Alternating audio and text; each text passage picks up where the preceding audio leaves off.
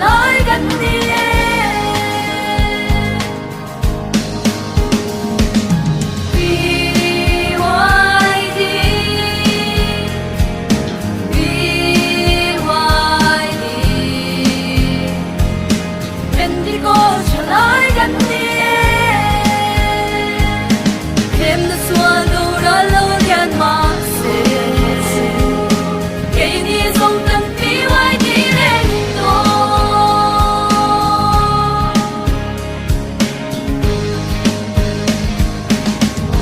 chân ta na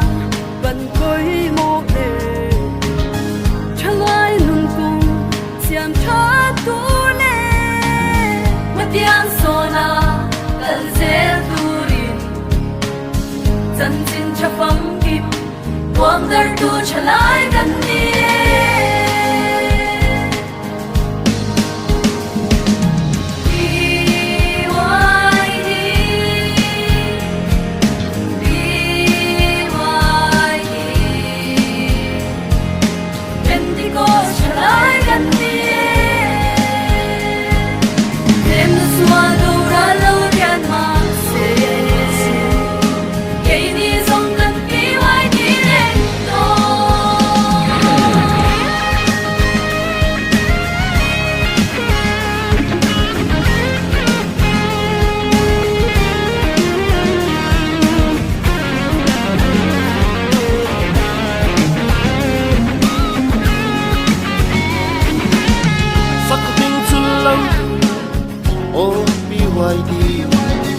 căn xuống sẽ lăn chê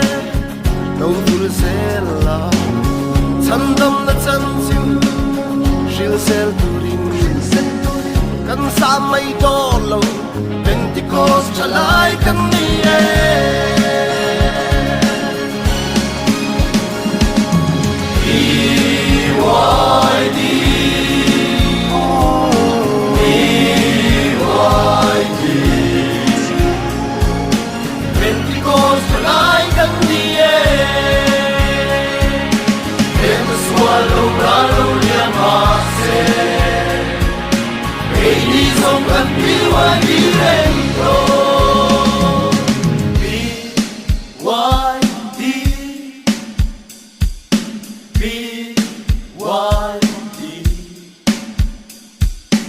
Pentecost trở lại gần đi